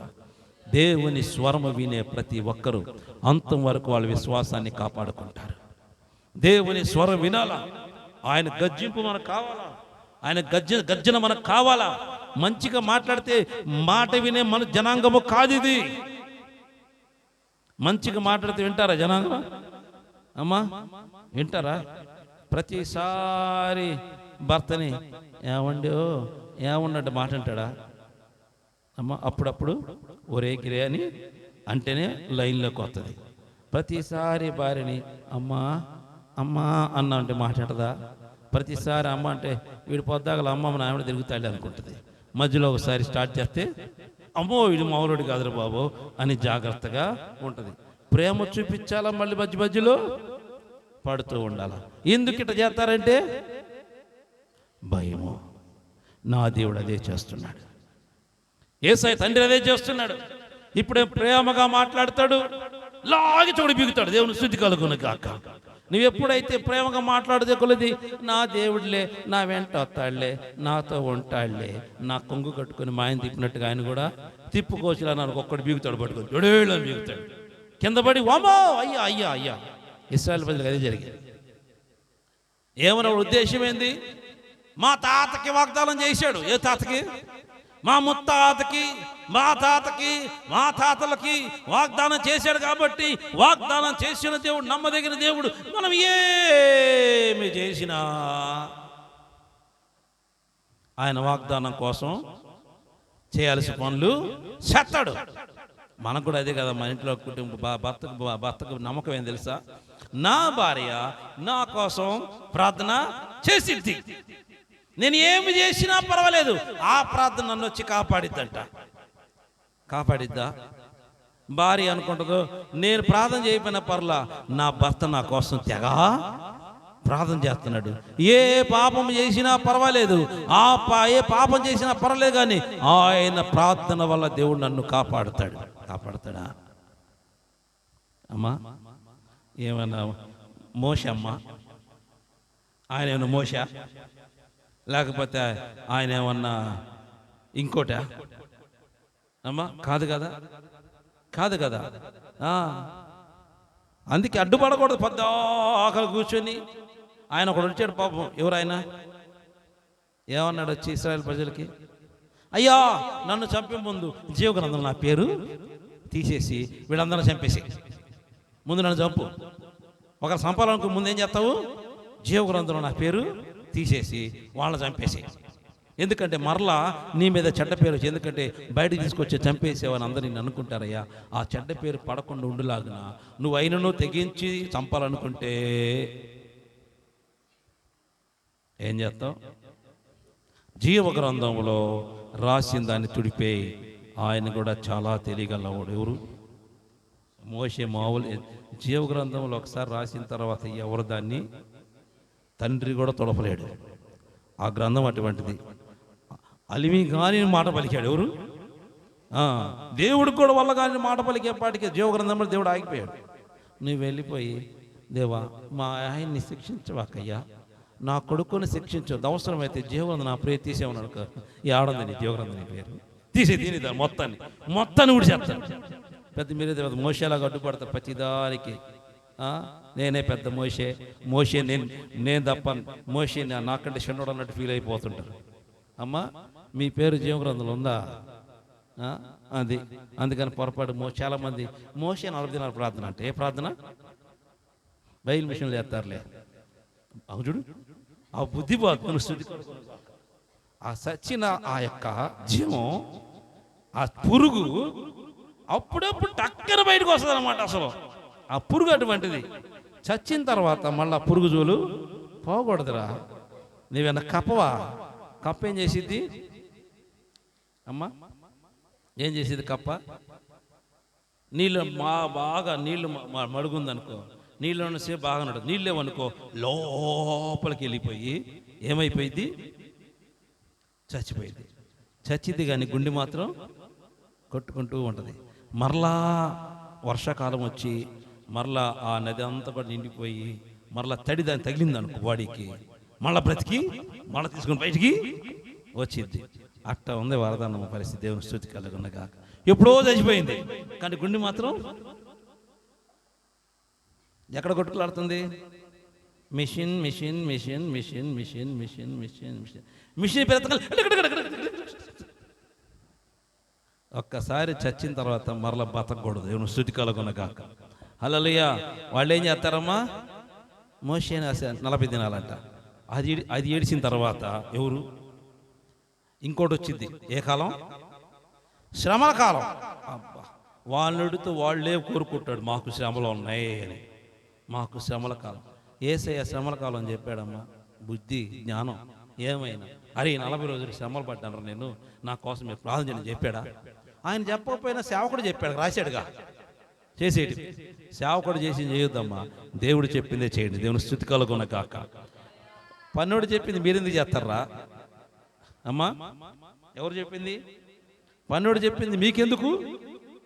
ఒక సేవకుడు ఎవడు మీ కింద పనిచేసి ఒక పనికి మాలాడు. ఎవరు? పనికి మాలాడు, పని చేసేవాడు. మీరు ఏరికి పెంటనే తీసేవాడు. ఇంకా చెప్పాలంటే ఏం చేసేవాడు? అంత హీనుడు వాడు. నా దేవుని కింద పనివాడంటే వాడు పనివాడే పాకివాడు. పాకి పని చేస్తారు. కాలువ తీయమంటే కాలువ తీస్తారు, ఓడమంటే ఊరుతారు. అంతే వాడు చే పని. ఆయన ఓడమంటే ఓడాలా, ఎత్తేయమంటే ఎత్తేయాలా, కూర్చోమంటే కూర్చోవాలా, లెగమంటే లెగవాలా. ఈ పనికి మాలోడు వచ్చి మీకు చెప్తే మీరు ఎందుకు చేయాలా? మీరు యజమానురాలు కదా, యజమానులు కదా, యువరాణులు కదా, యువరాజులు కదా. ఆ మాత్రం ఆలోచన ఉండదా ప్రియ దేవుని బిడ్డలారా? చెబితే చేయటమేనా? మోషే 40 చేసే 40 దేవుని స్తుతి కలుగున గాక. శ్రమలో 40 చేసే శ్రమలో ఊరేసుకొని సావండి అందరు దేవుని స్తుతి కలుగున గాక. అయ్యి కాదురా, కాస్త బుర్ర ఉపయోగించండి రా. కొద్దిగా చదువుకున్న స్కాలర్స్ బాబు. శ్రమలు తినాలంటే నీసి ముట్టకూడదండి. ఏం ముట్టకూడదు అమ్మా? వస్తున్నాయి కదా త్వరలో. మనకు రావులే దేవుని స్థితికి, వాళ్ళకు వస్తాయి. ఎందుకంటే శ్రమలోకంలో శ్రమలు అనిపించేవాడు కాబట్టి శ్రమల గుండానే వాళ్ళు వెళ్తారు. మా నాన్న శ్రమను జయించాడు కాబట్టి స్వతంత్రం గుండా వెళ్తాం. దేవుని స్తుతి కలుగునగాక. అవును ప్రియా దేవుని బిడ్డలారా, మన జీవితం చాలా జాగ్రత్తగా చూసుకోవాలి. అవి మనం చేయకూడదు. చేయవలసింది పరిశుద్ధంగా ఉండరా, ప్రార్థన చేయరా, ఆచార భక్తి వద్దురా, సిద్ధాంత భక్తి వద్దురా. బ్రతికిన కొన్ని దినాలైనా ప్రభు కొరకు రోషంగా బ్రతకనరా. అదొక్కట చాలు. ప్రభుని చూస్తే మీ బుర్రలు పనికొస్తాయి, పనిచేస్తాయి. నువ్వు చేసేది తెలిసిద్ది. ప్రభుని చూడకుండా ఏది వెర్రి వాళ్ళగా మాటలు బతికినంత కాలము ఈ భక్తి నీకు అర్థము కాదు. ఆ యొక్క పౌలు గారికి కూడా ఆయన చేసే ఆచారము సిద్ధాంతం మహా గొప్ప భక్తి అనుకున్నాడు. అమ్మా ఏమనుకున్నాడు? ఆయన చేసే పనులు, ఆయన చేసే కార్యాలు, ఆయన చేసే దాన ధర్మాలు, ఆయన చేసే మంచి పనులు, ఆయన చేసే సిద్ధాంతాలు ఇదే చాలా భక్తి అనుకున్నాడు. అప్పుడు గమలీలు అంటాడు ఆయన ఒకసారి, నీవు తోరా గ్రంథం చక్కగా పాటిస్తున్నావయ్యా, నువ్వు అన్నిటినీ జాగ్రత్తగా చూస్తున్నావు, నువ్వు ఉన్నతంగా ఉన్నావు, మోషే నియమించిన ప్రతిది కూడా చాలా చక్కగా చేస్తూ విశ్వాసంలో ఉన్నతంగా ఉన్నావు అంటాడు. ఉన్నాడా? మనుషుల దృష్టిలో ఆయన ఉన్నతంగా ఉన్నాడు. ఎప్పుడైతే ప్రభువుని చూచాడో ఇతనికి చేసిందంత ఎట్టనిపించింది, ఇది భక్తి కాదురా బాబు అనిపించింది. నేను చేసేది భక్తి కాదు, గమలీలు చెప్పింది కూడా అబద్ధమే. నేను విశ్వాసంలో చాలా ఉన్నతంగా, దాన ధర్మాల్లో చాలా ఉన్నతంగా ఉన్నానని గమలీలను మోసం చేసినప్పుడు అప్పుడు దాకా అర్థం కాల. ప్రభు ముఖ దర్శనము చూసిన తరువాత తన స్థితి, తన భక్తి ఏందో అర్థమైంది.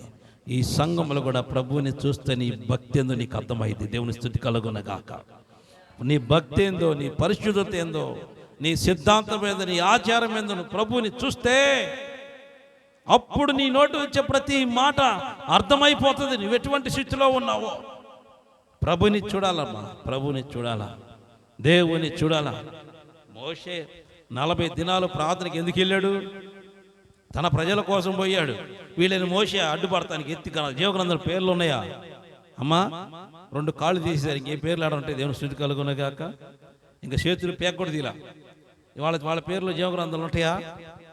ఇంకోడున్నాడు వాళ్ళ పప్పు, ఆయన మరి దారుడు, దేవుని స్థితి చెప్పలేము. ఇంకా అవన్నీ వాళ్ళు చేస్తారంటే వాళ్ళు పోయేట వాళ్ళ సంఘం మొత్తానికి అడ్డుపడతారంట. ఎవరికి? మిషన్ మొత్తానికి.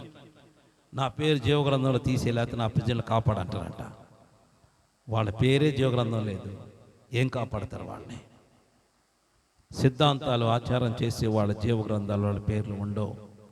ప్రభు చిత్తము చేసేవారు మాత్రమే జీవగ్రంథాలు ఉంటాయి. దేవునికి స్తుతి కలుగునగాక. తండ్రి చిత్తం మాత్రమే నువ్వు చెయ్యాలా, దేవుని చిత్తం మాత్రమే నువ్వు చెయ్యి.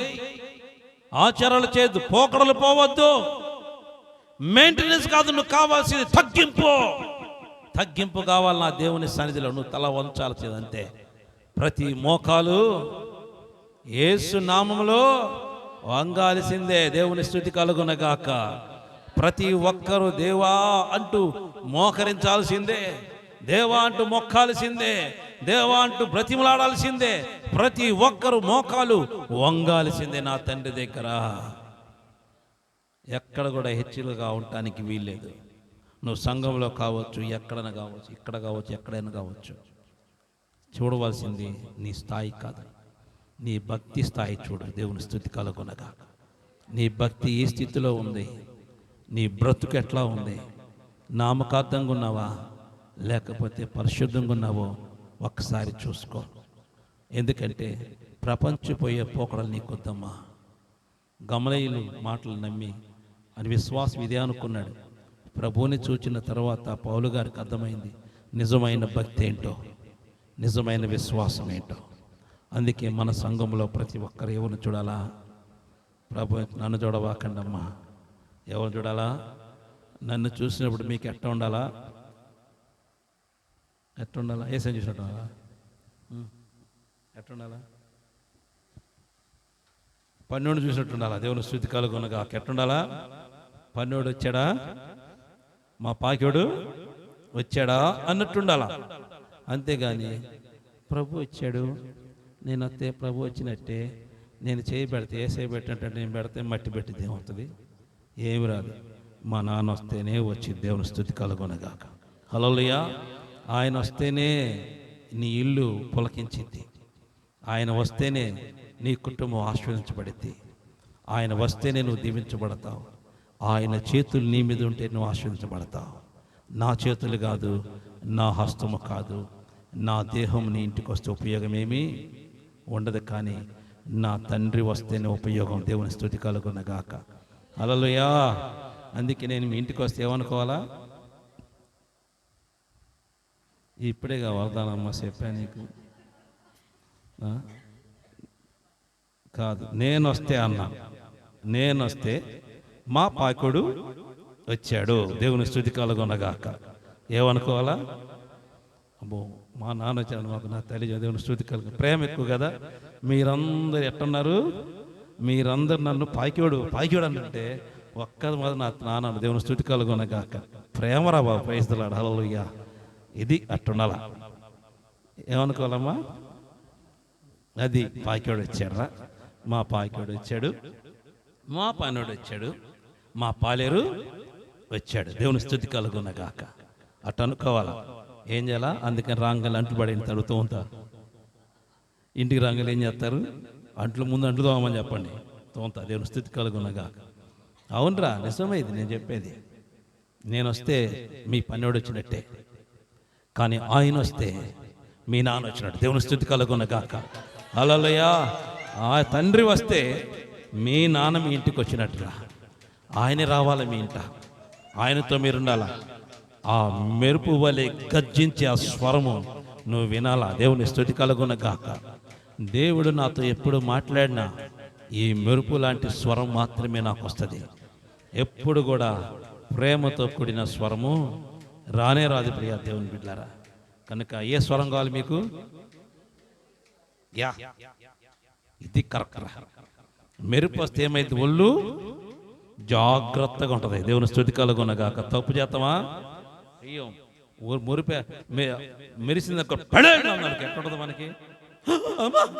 ఎక్కడ సరిజన కాసుకొచ్చుంటాం కదా దడలంటే. అదే దేవుడు అట్టా మోగాడు అనుకో, ఎట్లుంటది? జీవితంలో తప్పు చేయం, జీవితంలో పాపం చెయ్యం, జీవితంలో లోకం వైపు చూడం, చచ్చిన దాకా నీ పరిశుద్ధతను కాపాడుకుంటూ బ్రతుకుతావు. దేవునికి స్తుతి కలుగునగాక. నాన్న ప్రభుని నేను చూచాను, స్వరం నేను విన్నాను, నేను చచ్చిపోయిన దాకా ఇదే పరిశుద్ధతలో కొనసాగుతూ ఉంటాను తప్ప లోకంలో కలిసిపోను. దేవుని స్తుతి కలుగునగాక. ఎందుకంటే నా తండ్రిని నేను చూచాను కాబట్టి నువ్వు కూడా చూడాలా. నువ్వు కూడా నా తండ్రిని చూడాలా. ఆయన్ను చూస్తే నీ జీవితం మారింది, నీ తలంపులు మారుతాయి, నీ ఆలోచనలు మారుతాయి, నీ భక్తి జీవితం మారింది, నీ బుద్ధి మారింది, నీ పరిశుద్ధత కూడా మారి అతి పరిశుద్ధతలోనికి వెళ్ళిపోయింది. మన సంఘం అంతా కూడా అతి పరిశుద్ధతలోనికి వెళ్ళిపోవాలా, అతి పరిశుద్ధతలోకి వెళ్ళాలా. నేను చెప్తున్నాను, ఎక్కడ ఎంత పెద్ద సంఘం ఉన్నా ఇదే పెద్ద సంఘం. దేవుని స్తుతి కలుగునగాక. హల్లెలూయా. వేరే సంఘాలు లక్షలు ఉండొచ్చు, వాళ్ళు ఎవరు పారో, ఇక్కడ వాళ్ళు మాత్రమే పరలోకం చేరతారు. దేవుని స్తుతి కలుగునగాక. రేపు నేను చచ్చిపోయిన తర్వాతైనా నా తండ్రి దగ్గరికి వచ్చినప్పుడు ఈ మాట గుర్తు పెట్టుకోండి, మీరే అక్కడ ఉంటారు. దేవునికి స్తుతి కలుగునగాక. మనల్ని చూచి ఆయన మెచ్చుకుంటాడు. ఇది నా తండ్రిలో అతిశయం. దేవుని స్తుతి కలుగునగాక. ఎందుకు ఎంత బడాయిగా మాట్లాడడం తెలుసా? నేను నా తండ్రిని చూచాను కాబట్టి బడాయి. దేవుని స్తుతి కలుగునగాక. దీన్ని ఏమంటారు? మన భాషలో బడాయి, బైబిల్ భాషలో అతిశయం. దేవునికి మహిమ కలుగునగాక. ఇది అతిశయం. ఆ కృప నువ్వు కూడా పొందుకోవాలి, నువ్వు కూడా మాట్లాడాలి అట్లాగా. దేవుని స్తుతి కలుగునగాక. హల్లెలూయా. ప్రభువుని చూసిన తర్వాత ₹1 ముందు పడేసరికి ఏం చేస్తాం? అమ్మా తీసుకొని చూడవా? ఎవరు కావాలి నీకోటి? మా నాన్న చెప్పలా. దేవుని స్థితికి ఎవరు చెప్పలా? మా నాన్న చెప్పలా. అట్టుండబట్టి ఎట్ట ఉన్నా. దేవుని స్థితి కలుగునగాక. నేను కూడా కాసేపు తీసుకొని వెనకేసుకున్నాడు, ఎప్పుడో వేసుకునేవాడిని, ఎడకొచ్చేవాడిని కాదు. దేవుని స్థితి కలుగునగాక. ఎప్పుడూ బాగుపడేవాడిని, ఎప్పుడో మంచి సంఘం కట్టేవాడిని. గుంటూరులో పెద్ద సంఘం కట్టి నేను కూడా ఆసియాలో మా సంఘమే పెద్దనేవాడిని. దేవుని స్థితి కలుగునగాక. కానీ అది సంఘము కాదు, ఎంత పెద్ద చర్చి సంఘము కాదు, కానీ పరిశుద్ధులు గుంపే 10 మంది ఉన్నది పెద్దది. దేవునికి స్తుతి కలుగునగాక. ఒకసారి మా నాన్నకు కూడా నాకు జరిగిన ఇన్సిడెంట్ జరిగింది, చెప్తానేనండి. మా నాన్నగారు మా తాత ఏం చేశాడంటే తలకాయను పగలగొట్టాడు. ఎందుకని? ఉంటుంది కదా ఇట్లా దంచుతారే, దాని ఎలా ఉంటారమ్మా, దంచి బండ. ఆ బండకి పైన ఇదివరకు పాతకాలంలో ఇనుము ఉండేది ఇంత రౌండ్గా. ఆయన ఏం చేశాడు? ఊరక నాన్నమ్మని అంటున్నారని చెప్పేసి, ఎందుకు నాన్న ఊరక ఎట్ట అంటావని చెప్పిరా, నన్ను నా పెడాన్ని కాకుండా చేస్తామని చెప్పి బండ తిప్పి కుప్పది ఒక కొట్టి తల మీద కొట్టాడు. టుప్ అని పగిలి ఓపెన్ అయిపోయింది. తెలుసు. ఓపెన్ అయిన తర్వాత మొత్తానికి హాస్పిటల్ మొత్తానికి సెట్ చేసి హాస్పిటల్ జాయిన్ చేస్తే దేవుని మహాకృపలో ఆయన పిలుపు ఉంది కాబట్టి బ్రతికారు. పరిశుద్ధాత్మ పొందాడు ఆల్రెడీ. అప్పుడు పొందిన తర్వాత కొట్టాడు. ఆ తర్వాత ఏం చేశాడంటే మరలా ఆ దేవుని మహాకృపలో మరలా బయటకు వచ్చాడు, దేవుడు బతికిచ్చి తీసుకొచ్చాడు. ఆయన ఏం చేశాడంటే ప్రతిరోజు ఒక సంఘంలో, అక్కడ పెంతెకోస్తు సంఘం ఉండేది, ఆ సంఘంలోనికి వెళ్ళి ఒక 10 మంది సేవకులు కూర్చొని ప్రార్థన చేస్తుండేవాళ్ళు. 10 మంది సేవకులు. గుర్తుపెట్టుకోండి ఈ మాట ఎందుకు చెప్తానంటే, నేను ఆ బుక్లో కూడా ఉంది ఈ మాట. ఆ బుక్లో కూడా ఇదే అనుభూతి నేను కూడా పొందుకున్నాను. కానీ ఫస్ట్ జరిగిన నాన్నకి, ఆ తర్వాత నాకు అనుభూతి దేవుడు ఇచ్చాడు. ఏ బుక్ అంటే ఆ బుక్ జీవవృక్షం అనే బుక్లో దాన్ని పొందుపరిచి ఉంచాను, దాన్ని రాశాను, నాన్న రాశాడు దానిలో. అయితే ప్రియా దేవుని బిడ్డలారా, ఈ 10 మంది ప్రార్థన చేస్తూ ఉండేవాళ్ళు, బహుబలంగా దేవుని సన్నిధిలో ఉండేవాళ్ళు. నాన్న తింటాం, ఆడికెళ్ళి ప్రార్థన చేసుకోవడం, మళ్ళీ రాత్రి 11 ఆ టైంకి మళ్ళీ తిని మళ్ళీ అక్కడే ఉండి పండుకొని ఆడే ప్రార్థన చేసుకుంటూ ఉండేవాడు.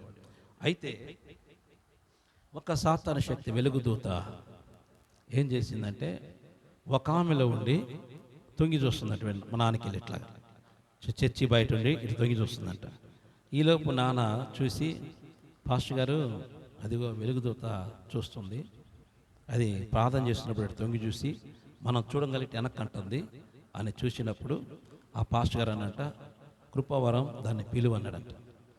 అనగాలి వెంటనే ఏయ్ రా అన్నాడంట. రాగానే పరిగెత్తుకుంటే అదగదగా కొట్టుకొచ్చి వాళ్ళ మధ్యలో కూర్చున్నట్టు వచ్చి కూర్చోగల ఏం చేస్తున్నాను ఇక్కడ అంటే, దేవుడు ఏర్పాటు చేసుకున్న వాళ్ళు 10 మంది ఇక్కడ ఉన్నారు, వాళ్ళని పాడు చేద్దామని ఇక్కడికి వచ్చానంటున్నాడు. ఇక్కడికి ఎందుకు వచ్చావే నువ్వు? పెద్ద పెద్ద సంఘాలు ఉన్నాయి కదా, నువ్వు వాడికి పోవచ్చు కదా అంటే, ఓ ఆ సంఘంలో అంతా నా వాళ్ళే, పలానా పేరు చెప్పాడు మా నాన్న.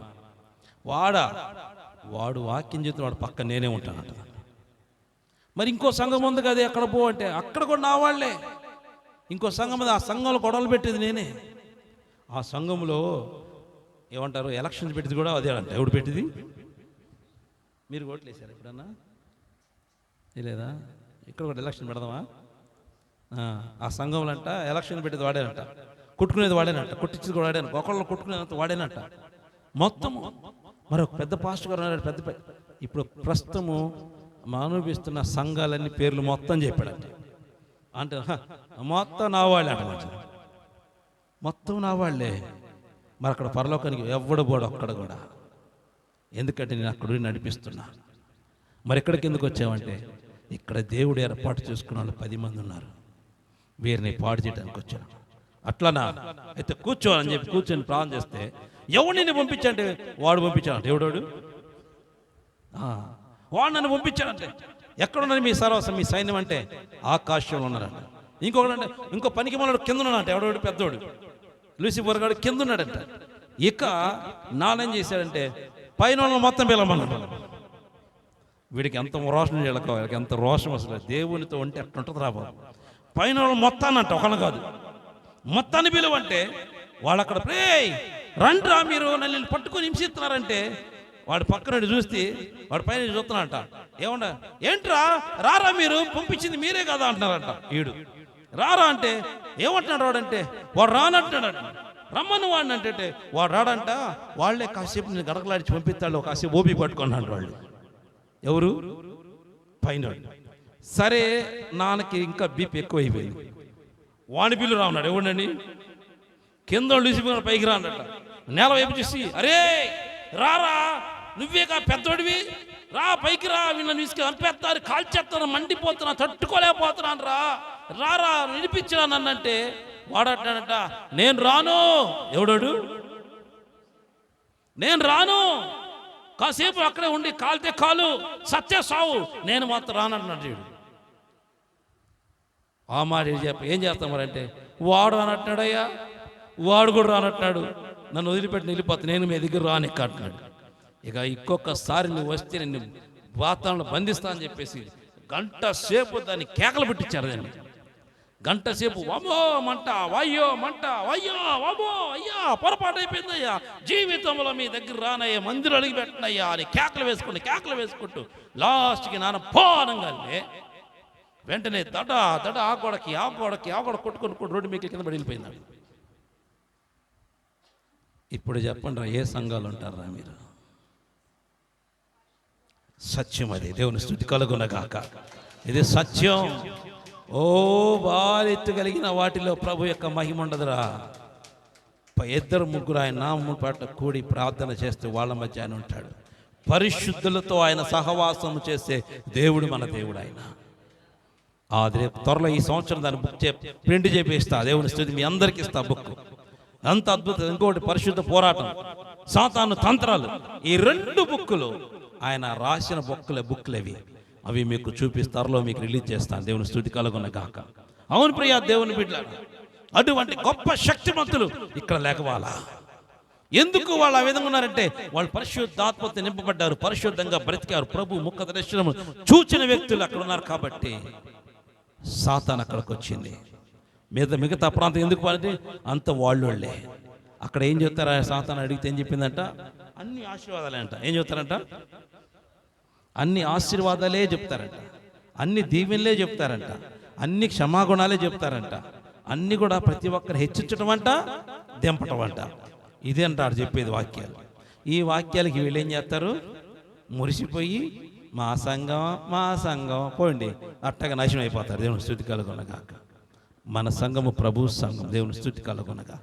క్రీస్తు నివసించేదే మనది, ఆయన ఉండేదే మనది. ఆయన లేకపోతే ఇది మంద కాదు. దేవుని స్తుతి కలుగునగాక. క్రీస్తు లేకపోతే అసలు నువ్వు ఉన్నా వేస్ట్. ఇక్కడ ప్రభువు లేకపోతే ఆ సంఘంలో నువ్వు ఉన్నా ఒకటే, లేకపోయినట్టే చచ్చిన దాని అంతే. ఇక్కడ కూడా దేవుడు లేకపోతే ఈ సంఘము చచ్చిన సంఘమే. ప్రభువు ఉన్నంత సేపే ఇది పరిశుద్ధ సంఘం. ఆయన లేకపోతే అసలు ఇది పరిశుద్ధ సంఘమే కాదు.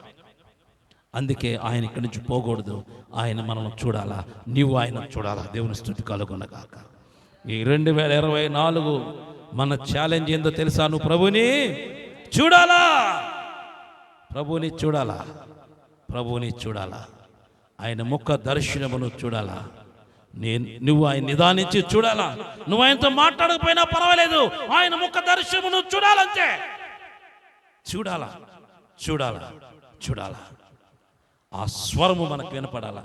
తండ్రి ఇక్కడి నుంచి ప్రతి ఒక్కరికి మెరుపు వలె స్వరం మాత్రమే, గజ్జింపు మాత్రమే నీ బిడ్డల మీద కురిపించు. Glory to God. హల్లెలూయా. ఆ స్వరం మాత్రమే మీరు వినాలా. మధురమైన స్వరం మీకు దూరం కొనుగాక. Glory to God. గజ్జింపుతో కూడిన స్వరం మాత్రమే మీ మీదకు దిగి వచ్చునే గాక. ఆ స్వరము అగ్ని వలె, అగ్ని వలె, అగ్ని వలె, అగ్ని వలె, మెరుపు వలె నిన్ను గద్దించునుగాక. దేవుని స్వరము నిన్ను గద్దించునుగాక, నిన్ను గద్దించునుగాక. అటువంటి స్వరం మాత్రమే నీ బిడ్డల మీదకు కురిపించు. మాట్లాడు ప్రభు. మనోనేత్రాలు తెరవు. నీ శక్తితో నీ బిడ్డలు నింపు ప్రభు. బలపరచు నీ బిడ్డలను, శక్తితో నింపండి. అట్టి కృప పరిశుద్ధాత్మ తండ్రి మనందరికి అనుగ్రహించును గాక. ప్రార్థన చేసుకుందాం. స్తుతి కలుగును గాక. ప్రేమ కలిగిన తండ్రి, మహాపరిశుద్ధుడ, మీ ఘనమైన పాదములకు వందనాలు, స్తోత్రాలు చెల్లిస్తున్నాను. ఈ వాక్యం ద్వారా మీరు నాతో మాట్లాడినందుకు వందనాలు.